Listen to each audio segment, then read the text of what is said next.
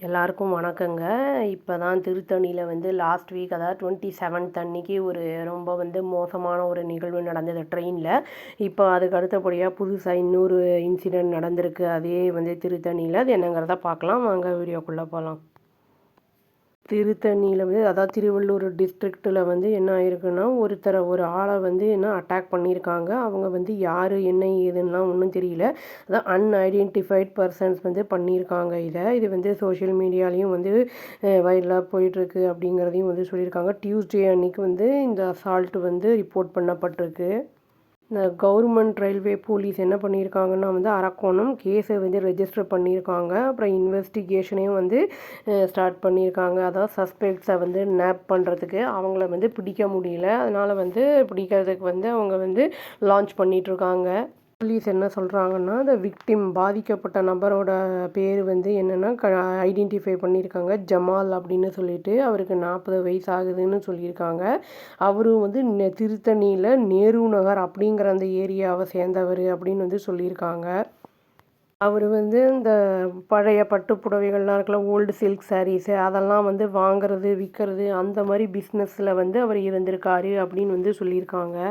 அந்த unidentified persons assault பண்ணுறது viral ஆகிருக்கு மீடியாவில். இது போலீஸுக்கு தெரிய உடனே அதை பேஸ் பண்ணி என்ன பண்ணியிருக்காங்கன்னா இன்கொயரி விசாரணை ஆரம்பிச்சிருக்காங்க. அந்த இன்ஜூர்ட் பர்சன் அதாவது அந்த விக்டிம் இருக்கார்ல ஜமால் அவர்கிட்ட கேட்டிருக்காங்க. அப்போ அந்த இந்த இன்கொயரியில் அவர் என்ன சொல்லியிருக்காருன்னா, அந்த என்ன சொல்லியிருக்காருன்னா, அவர் ஆல்கஹால் கன்சியூம் பண்ணியிருந்தேன் நான் என் ஃப்ரெண்டோட ஃபக்ருதீன் அப்படின்னு சொல்லிட்டு அங்கே நான் திருத்தணி ரயில்வே ஸ்டேஷனுக்கு அதை முடிச்சுட்டு போனேன் அப்படின்னு சொல்லியிருக்காரு.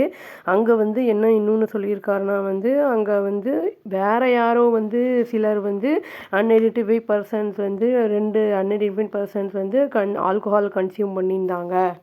2 பேர் ஆல்கஹால் கன்சியூம் பண்ணியிருந்தாங்கல்ல, அதில் ஒருத்தன் கோவப்பட்டு என்னை அடித்தான். அதனால் எனக்கு மைனர் இன்ஜுரிஸ் ஆயிருக்கு அப்படிங்கிறத சொல்லியிருக்காரு அவர். அப்புறம் என்னென்னா ஒரு ப்ரைவேட் ஹாஸ்பிட்டல் ஒரு கவர்மெண்ட் ஹாஸ்பிட்டலில் ட்ரீட்மெண்ட் எடுத்துகிட்டு அப்புறம் அவர் திரும்பி வீட்டுக்கு அனுப்பப்பட்டிருக்காரு அப்படின்னு சொல்லியிருக்காரு போலீஸ்கிட்ட. பிஎன்எஸ் ஆக்ட் பிரகாரம் கேஸ் இந்த 2 பேர் மேலேயும் பதிவு பண்ணப்பட்டிருக்கு. இப்போ ரயில்வே போலீஸ் என்ன பண்ணியிருக்காங்கன்னா 2 ஸ்பெஷல் டீம்ஸை வச்சு இந்த பர்சன்ஸை இது நேப் பண்ணுறதுக்கு 2 டீம் போட்டிருக்காங்க அப்படின்னு சொல்லப்படுது. இந்த அட்டாக்ல இன்வால்வ் ஆனவங்களை பிடிக்கிறதுக்கு.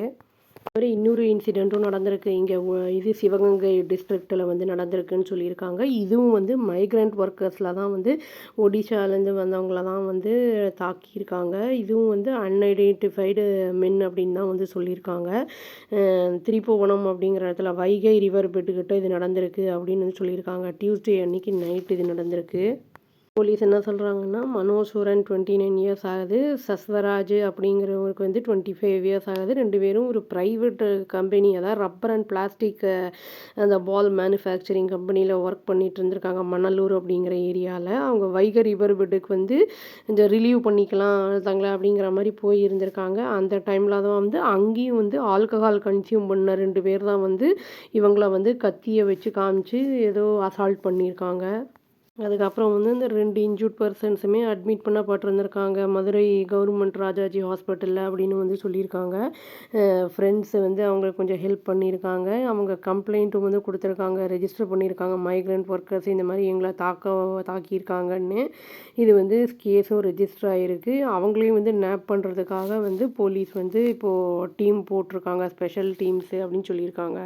இங்கே இருக்கிற ஒரு பிஜேபி லீடர் என்ன சொல்லியிருக்காரு அப்படின்னா வெட்னஸ்டே அன்னைக்கு யூனியன் ஹோம் மினிஸ்டர் அமித்ஷா கிட்ட என்ன சொல்லியிருக்காங்கன்னா, லா அண்ட் ஆர்டர் சிச்சுவேஷன் ரொம்ப டிட்டீரியேட் ஆகிட்டுருக்கீங்க. அதனால் இது சீரியஸ் கன்சர்னாக இருக்குது. வயலன்ஸ் எல்லாம் ரொம்ப ஜாஸ்தியாக இருக்குது அப்படிங்கிற மாதிரி சொல்லியிருக்காரு ரீசெண்ட் டைம்ஸில். அதனால் அவரை இன்டர்வென் பண்ணி அப்ராப்ரியேட் ஆக்ஷன் எடுங்க ஃபார் பப்ளிக் சேஃப்டிக்கு அப்படிங்கிற மாதிரி சொல்லியிருக்காரு. இது நம்ம கொஞ்சம் பார்த்து நம்ம பப்ளிக் பப்ளிக் எல்லாருமே கொஞ்சம் கேர்ஃபுல்லாக இருக்கணும். ஏன்னா இந்த ட்ரெயினில் நடந்ததை பார்க்கும்போதே நம்மளுக்கு வந்து யாருக்கு வேணால் எது வேணால் நடக்கலாம். பஸ்ஸில் நடந்து போகும்போது எப்போ வேணால் எது வேணால் பண்ணலாம். இது வந்து கொஞ்சம் இது கடுமையான தண்டனைகள் கொடுத்தா தான் இதுக்கெல்லாம் வந்து இந்த மாதிரிலாம் பண்ணாமல் இருப்பாங்க அப்படின்னு சொல்லி நான் இந்த வீடியோவை முடிச்சுக்கிறேங்க. அவ்வளோதான். Thank you. Please do like, share and subscribe our channel and click the all option and press the bell icon. Thank you.